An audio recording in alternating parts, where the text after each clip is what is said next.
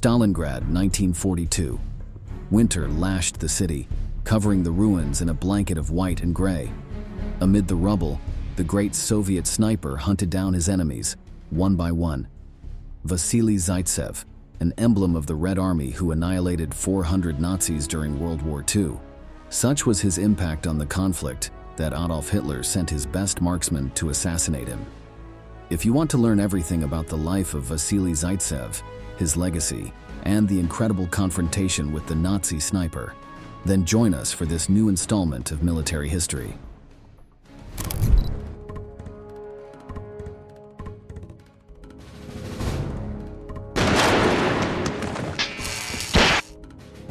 The journey of this war hero begins in a village located in the Ural Mountains, in a remote region of the Soviet Union. His family was peasant and descended from Cossacks, an ethnic group known for their prowess in combat, horsemanship, and military discipline. From a very young age, he grew up in an environment where hunting was not just a hobby, but a necessity for subsistence. They depended on animal meat for food and their fur for the freezing winters. However, in this little boy's case, it was also shaping his future. Zaitsev learned to shoot at age 12, guided by his grandfather, who taught him the basics of patience, observation, and precision, essential values for a sniper. One of the first challenges he faced as a hunter was learning not to waste ammunition, since bullets were scarce and expensive at home. Instead of indiscriminately pulling the trigger, his mentor instilled in him the importance of waiting for the perfect moment, analyzing the wind, the distance, and the movement of the prey. What that boy never imagined was that all those words would echo in his head decades later, but his targets wouldn't be wild animals. Now, Vasily! Fire! Fire, Vasily! Ah! During those early years, Vasily Zaitsev amazed his entire family with his talent with a rifle. However, the boy soon grew up, and the course of his life led him away from weapons. In 1930, he graduated from technical school and began working in construction.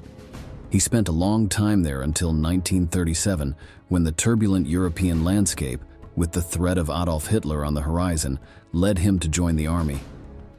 In any case, his military career began far from weapons. He took advantage of his strength to continue studying and became an accountant, and was assigned to the Pacific Fleet to perform administrative duties within the Navy. However, his love for weapons never faded. Despite his position in the rear, he spent a lot of time practicing shooting and participating in precision competitions at the naval base. Thanks to his exceptional marksmanship, he caught the attention of his superiors. And in June 1941, everything changed. Nazi Germany betrayed the non-aggression pact with the Soviet Union and launched Operation Barbarossa. Hearing about the massacres his comrades were suffering, Zaitsev, like many other Soviet soldiers, felt the need to join the active struggle. That's why in September 1942, he requested a transfer to the front. He was assigned to the 62nd Army, commanded by General Vasily Chukov, which was defending Stalingrad against the German offensive. One of the fiercest battles of the Nazi-Soviet confrontation awaited him, and the brutality of war soon welcomed him. After an ordeal crossing the Volga River, he finally reached the city, where he was initially assigned as an infantryman with a standard Mosin Nagant rifle.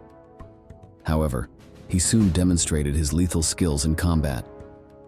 In one of his first engagements, he camouflaged himself among the corpses the Germans had piled up on the battlefield and waited for his moment. When he began to hear the roar of shelling in the area, he knew it was time to take action. The loud explosions would serve to mask his weapon's fire as he picked off the enemy one by one.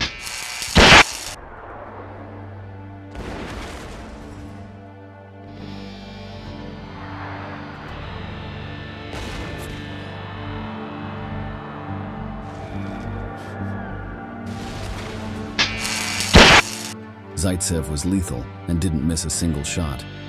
His superiors, fascinated by his performance, gave him a Mosin Nagant M9130 rifle with a telescopic sight and officially assigned him as a sniper for the 284th Rifle Regiment.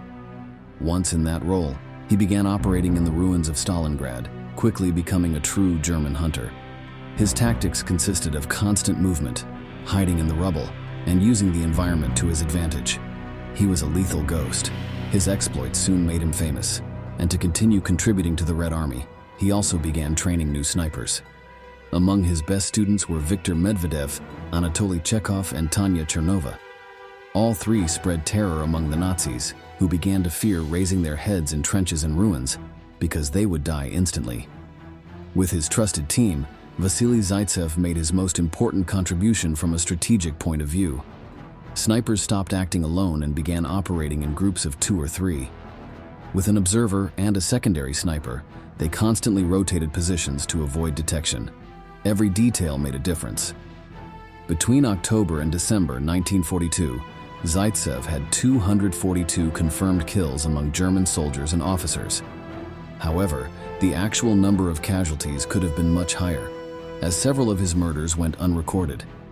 It is estimated that the figure could be as high as 400 enemies killed by his rifle, the deadly Mosin Nagant used by the Soviets. Zaitsev had the talent and the means to be a killing machine, but his enormous fame only made him a key target for his enemy. Thus, the hunter would become the hunted. The story of an epic duel began when Soviet soldiers captured a German soldier. After undergoing a brutal interrogation, the Nazi admitted that Wehrmacht commanders were seriously concerned about the damage Zaitsev had inflicted. Because of this concern, they had decided to send a man with the sole purpose of killing the Big Rabbit, since the sniper's surname translates as Rabbit. But who was in charge of eliminating him? I would never have guessed what kind of big shot had flown to Stalingrad. But when we dragged him out, we found he'd been the head of a Berlin sniper school. His name was Erwin König, and he was the director of the SS sniper school in Zossen. In his memoirs, the Soviet soldier refers to the tension he experienced at the time. While his superiors were confident he would achieve victory, his mind was filled with doubts. Would he be able to hunt down his nemesis? Or would he be shot dead by a Nazi bullet? The news worried me. König had to be a cunning fox. The Germans weren't exactly amateurs, and besides, to become director of the sniper school, he had to have successfully competed against the best in the Wehrmacht, he recalled in his book. That fear soon proved more justified. In a single day, the Nazi managed to kill 2 of Zaitsev's best and most experienced men.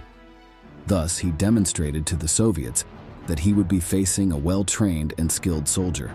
He would be a difficult target to take down, but not impossible.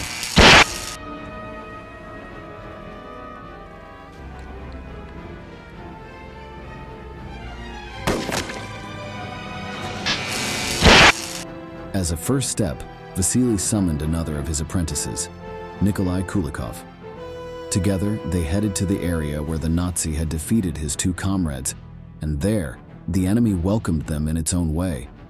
After hours of silence and without moving a muscle, a helmet suddenly appeared, moving slowly along the enemy trench. It was a temptation, but it was also a trap. Zaitsev noticed that the angle and the way it moved were unnatural.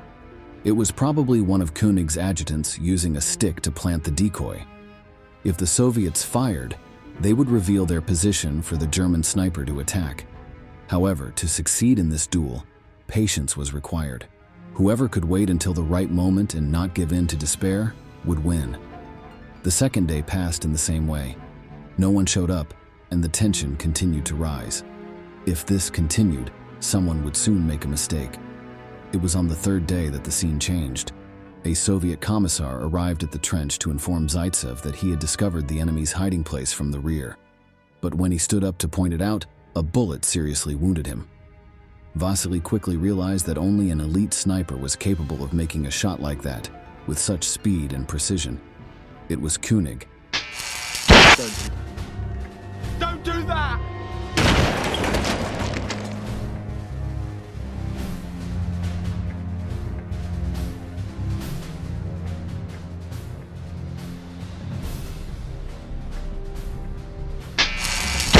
That shot allowed Zaitsev to determine the approximate area from which his enemy was operating. His friend's sacrifice had been worth it. Based on this, he established a series of hiding places. Suddenly, he noticed a pile of stacked bricks covered with a metal sheet.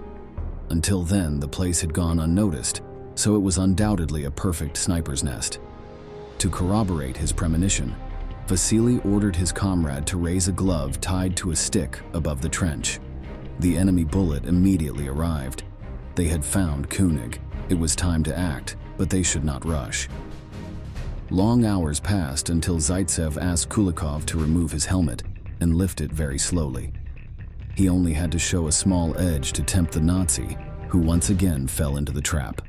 The German fired and Vasily's companion sprang to his feet, screaming and feigning collapse. This caused König to poke his head out of hiding, spelling doom.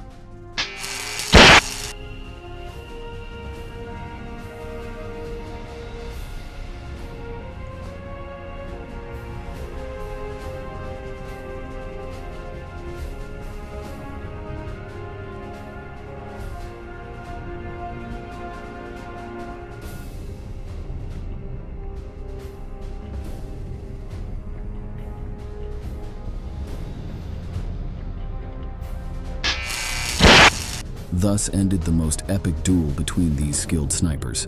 Zaitsev and Kulikov later collected the Nazis' body and handed it over as evidence to the High Command. Or at least, this is what the records say. Some theories claim that Erwin König never existed and that it was simply an invention of Nazi propaganda to glorify Vasily. However, others claim that this was the pseudonym of Heinz Thorwald, Nazi commander and director of the Third Reich Sniper School, and that he had adopted another name to avoid being recorded in Soviet records if he was killed. For his part, Zaitsev has personally recalled the most difficult confrontation of his life, seeking to establish the truth behind the events. All in all, it went on for 3 days. But it ended with victory for us in some 5 seconds. The fascists had come to the duel well prepared. He'd already taken out 2 of my snipers, when with the help of a couple of others, I finally managed to pick him off. Despite his incredible feats, the war was merciless for the Soviet sniper. In January 1943, shortly before the German surrender at Stalingrad, Zaitsev suffered a serious eye injury from a mortar blast. He was transferred to Moscow, where he received treatment and surgery to save his vision. After recovering, he returned to the front in 1944 and participated in the offensive that advanced across Eastern Europe until the fall of Berlin in May 1945. Although his role during this period was less documented, he continued to fight and train new snipers. For his service in the Battle of Stalingrad and throughout World War II, he received multiple decorations, including the USSR's highest honor, Hero of the Soviet Union. He also earned the Order of Lenin, the Medal of Valor, and the Order of the Red Banner. After the war, he retired from the army and settled in Kyiv, where he worked as a textile engineer. For the rest of his life, he remained in contact with his former comrades and continued to share his experiences with new generations of soldiers. He died on December 15, 1991, just days before the dissolution of the Soviet Union. In 2006, his remains were transferred to Volgograd, formerly Stalingrad, to be buried alongside his comrades at Mamayev Kurgan, the site of the great battle in which he became a legend.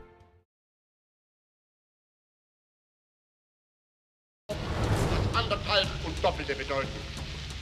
Auf einer Frontlänge, die gigantisch ist, und einem Gegner gegenüber, der, das muss ich hier aussprechen, nicht aus Menschen besteht, sondern aus Tieren, aus Bestien.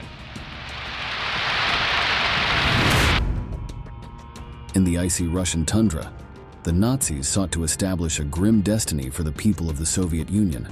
The options were only 2, the ruthless choice between slavery or annihilation. After the Second World War, history has not yet dealt with this chapter, as bloody as it is unknown.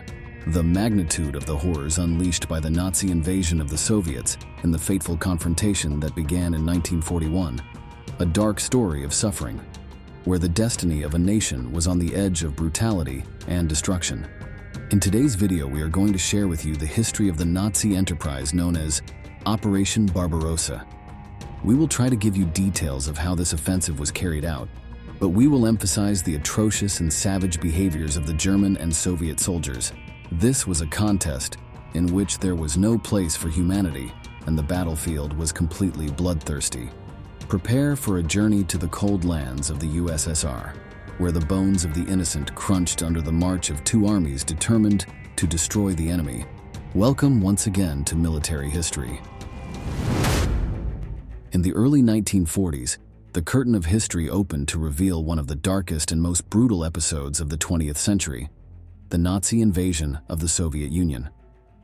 Operation Barbarossa, from its first stages, was a symphony of unparalleled savagery. It was conceived as a war determined to subject tens of millions of Russians to slavery and exterminate the Judeo-Bolshevik enemy, as Hitler called him. In a heroic feat of resistance, the Soviet people rose like a colossus against an implacable German tide, an epic opposition that changed the course of the war, but left a heartbreaking trail. Countless millions of soldiers and civilians sacrificed their lives for freedom and survival. Decades after this fateful chapter, splinters remain not only of the brutal confrontation, but also of the unfathomable price that the Soviet people paid. A story of bravery, sacrifice, and pain, where the Russian nation faced the darkness of the Third Reich with the hope of a future, freed from the chains of totalitarianism. This confrontation generated a tragic outcome, since the troops of the Soviet Union ended up adopting the cruelty and savagery of the Nazis to combat the enemy. Decades after the development of Operation Barbarossa, vast collections of transcribed testimonies from hundreds of survivors of the brutal Nazi occupation emerged from Soviet archives. The fruit of historians who followed the Red Army during its march of liberation or reconquest, these transcripts were meticulously compiled between 1943 and 1944. Delving into devastated cities and towns in Russia, Ukraine, and Belarus, these historians sat down with eyewitnesses, recording in shorthand each word. Among those interviewed were several Jews who miraculously managed to survive. An actress from Kiev threw herself into the Babi Yar ravine just before the executioner's bullets hit her. She remained in the well for hours, soaked in the blood of her fellow Jews, pretending to be dead, then crawling into the safety of the night and escaping it. For the next 2 years, she subsisted as a wanderer in a hostile land until she was finally rescued by strange allies. Despite her diverse origins, practically all witnesses agreed in defining the German government as inhumane and extremely cruel. To corroborate the actress's story, we will share the testimony of a man who suffered an equally serious and terrifying situation.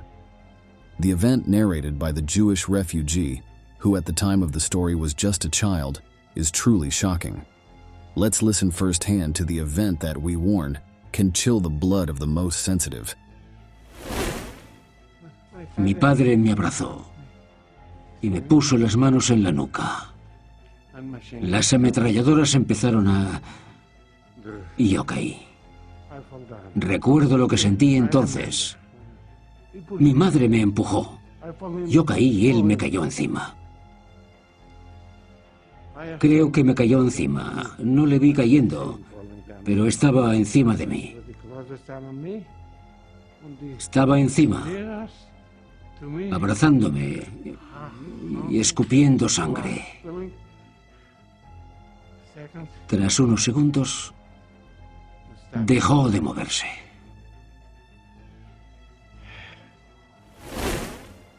On an almost inconceivable scale, the battle on the Eastern Front during World War II became a colossal whirlwind of destruction. Over the course of 4 years from 1941, 5 million German soldiers would lose their lives in a vast battlefield, while many more would be captured. However, what made this contest unique was not only the magnitude of the forces at play, but also the unprecedented brutality that marked the fight. It was a bloody clash between the Eastern Slavs and the Western Aryans, an epic battle fueled by the ideological struggle between German Nazism and Soviet Bolshevism. In this cruel confrontation, Both sides regarded each other as beasts destined to be slaughtered without mercy, abandoning all notions of mercy or humanity. In the early hours of June 23, 1941, a storm of artillery fire raged over a 2,000-kilometer front, marking the beginning of the German invasion of the Soviet Union. Armored and motorized divisions attacked defenses on enemy soil, while bomber planes attacked Soviet airfields and naval bases. Only a few weeks later, German fighter planes dominate Soviet airspace. Despite clear warnings, the Red Army is not ready for action.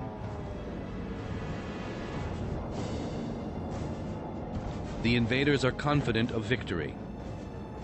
Along a broad front, the Wehrmacht occupies the Ukraine, White Russia, and the Baltic states. The Wehrmacht had gathered more than 3 million soldiers for what would become the most powerful military assault in history. Operation Barbarossa, taking its name from a medieval German emperor, was much more than just a war. Hitler conceived it as a colossal confrontation between two rival ideologies for global supremacy: Nazism, with its Aryan superiority, and Soviet communism, or as he called it, Judeo-Bolshevism, which the Führer saw as brute beasts. For the Nazis, communism was a lethal weapon forged by Jewish intellectuals to harm the most developed races, in particular, the German people. For Germany to prosper, communism had to be eradicated. Hitler made it clear to his generals that this contest would not follow traditional military conventions. The communist is not a comrade before or after. This is a war of extermination.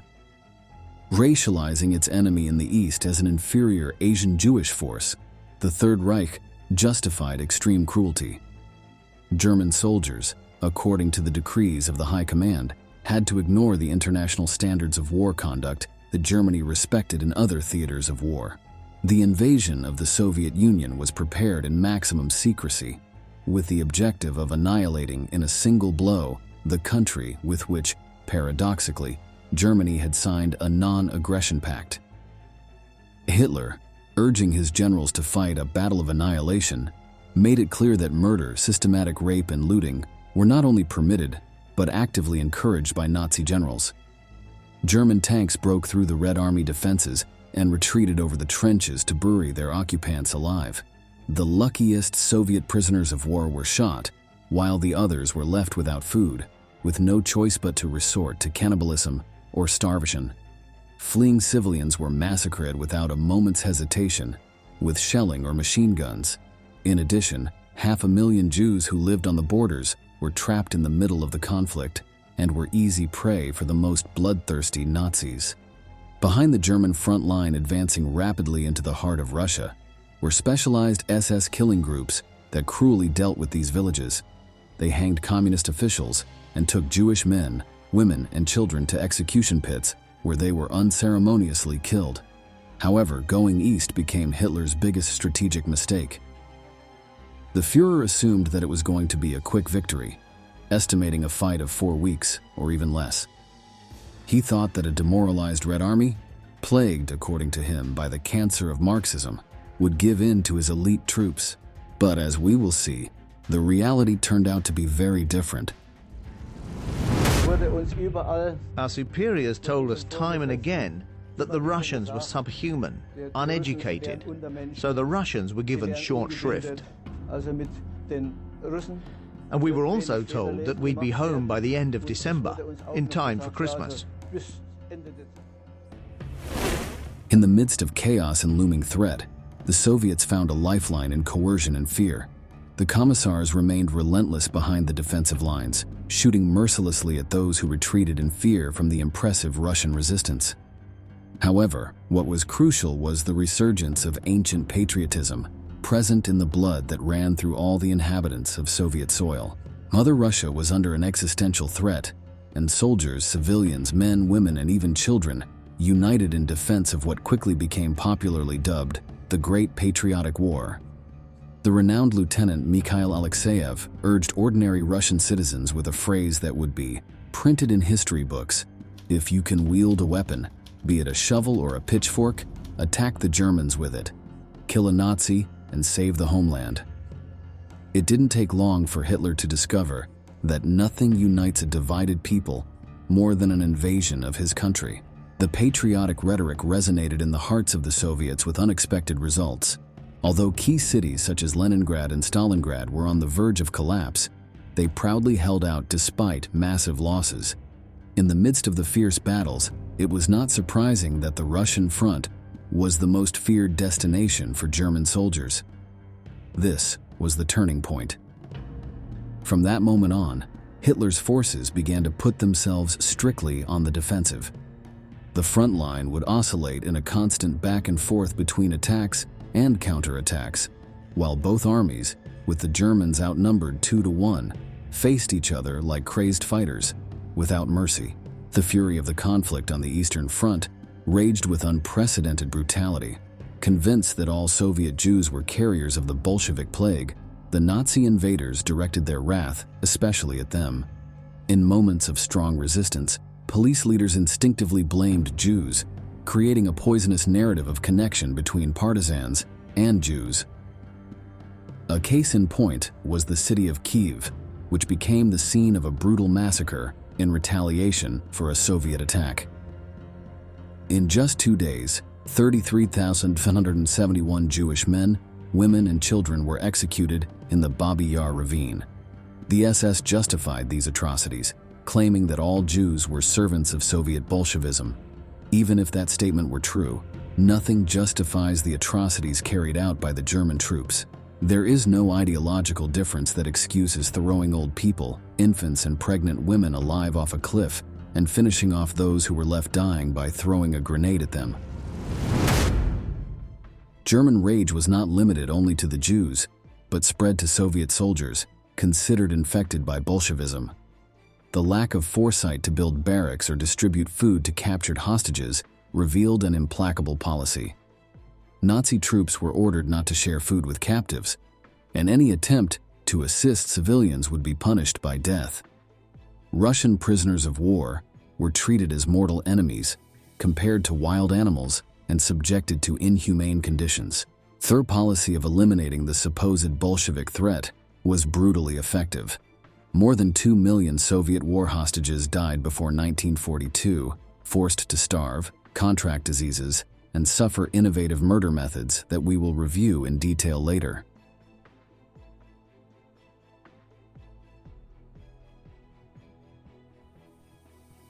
The war against communism persisted with constant ferocity. The German defeat at Stalingrad in 1943 marked a turning point, but violence continued. At the retaking of Kharkov, German soldiers encountered wounded men in a Soviet hospital and responded with a merciless massacre, killing not only the wounded troops, but also the doctors and nurses on the scene. In the lands occupied by the Germans during Operation Barbarossa, a brutal method of discipline was established: public punishment through violent flogging. Testimonies from locals describe how the Nazis hit workers with their rifles for insufficient greetings or for keeping their hands in their pockets. Furthermore, hangings of suspected partisans and bandits were common, and according to contemporary evidence, the Germans carried out tens of thousands. The Führer's troops hung people from railings, posts, and trees, leaving their bodies on display for weeks to terrorize the population as they rotted. The spoiled meat further terrified the locals. The testimonies highlight that everyone was forced by the Nazi troops to look at these corpses. Then when it was quiet already, so he came out and we saw a lot of people dead, neighbors, because they were running, they didn't know what to do, where to cover themselves. So a lot of people, neighbors, were dead, killed. In some cases, hangings were carried out in especially degrading ways by Germans belonging to the most evil SS forces. A kolkhoz president from the Tula region described the hanging of an unjustly accused woman in a dark way. They executed her in the following way. They stripped her naked, grabbed her chin with a hook and hung her. She screamed for 4 days as she lay dying, and her relatives were forced to watch. For his part, a Belarusian partisan, interviewed in December 1942, spoke of the gallows installed in squares, parks, and in front of theaters. He reported that these types of devices were set up in all districts and villages, confirming that prisoners were hung with hooks in their jaws, as if they were fish. Some other examples of mistreatment were reported by a young woman from Chernigov. The girl described a scene in which she was taken as a slave by Nazi troops. They stripped us naked and lined us up, and potential employers walked around hitting us on the back with a cane and groping us as well. We are faced with a horrible sight. The Germans looked at us as if we were animals. The evidence of the atrocities perpetrated was overwhelming and heartbreaking. A tank commander returned to his village in Ukraine, only to receive the devastating news that his wife and 2 children had been locked in a barn, which was soaked in gasoline, and then set on fire by SS troops for fun. To a large extent, Soviet men and women had already borne a considerable burden of violence in their lives before the war. From the bloody civil war to the brutal collectivization campaign and subsequent famine, the Russian people endured difficult times. With recurring waves of arrests in the 1920s and 1930s, millions of people suffered the consequences of a violent regime. Despite this history of suffering, Soviet witnesses agree that the violence inflicted by the German occupiers during the war was unprecedented, marked by its degrading nature, generating an equally virulent response. The Germans, displaying cynical cruelty, even carried out a form of germ warfare, as a British historian reveals. In Belarus, they detained nearly 50,000 civilians, including many children, forcing them to march at gunpoint into fields of barbed wire and swampy areas. In these camps, 2,000 sick patients were brought with the intention of infecting civilians with typhoid fever. When the Germans withdrew, they left behind a muddy area strewn with the dead and dying. The strategy was that the Soviet soldiers who came to free them would also become infected. These shocking evidence of the massacre and torture inflicted on their people inflamed the spirit of the Russian army. A Soviet captain urged his shipmates to show no mercy. Show no mercy to those German bastards, grind them into pulp. It was in this mood that the Red Army advanced westward, crossed the Vistula River through Poland, and breached Germany's borders for the first time in January 1945. Many of them descended into a violent frenzy of authorized revenge attacks. Officially, И вот мой взвод собственный, все мои солдаты бросаются и насилуют немок. Когда на спасение дети, матерей пытаются спасти, их застреливают. Их расстреливают, детей. Значит, теперь... A Soviet soldier remembers asking a general what the Germans who had invaded his lands were allowed to do. The answer was overwhelming. And so they did. They shot unarmed civilians, threw grenades into basements where women and children were sheltering, and even tortured and massacred soldiers who had already surrendered. Among other savage actions, a tank commander deliberately ran over a group of refugees, while a fighter pilot unapologetically admitted to strafing columns of fleeing civilians, turning thousands into minced meat, in his own words. In a perverse twist, the rampant escalation of violence turned out to be beneficial for the Nazis. Joseph Goebbels, Hitler's master of propaganda, took advantage of the Red Army's atrocities to persuade hesitant Germans not to consider negotiation or surrender, but to continue the fight to the bitter end. Thus, the war on the Eastern Front, which broke out with unprecedented bloodshed in human history, came to a tragic end 4 years after it began, amid a sea of unparalleled horrors. Soviet losses reached a staggering 27 million, with 2/3 of them civilians. For their part, the Germans had a death toll of at least 5 million. These numbers underscore the exorbitant price paid in this ruthless contest. The war on the Eastern Front was characterized by inhumanity and unrestrained brutality, marking a dark chapter in the history of military battles of the 20th century. This is how we are finishing today's video. We thank you for reaching the end, and we look forward to seeing you in the next installments of military history.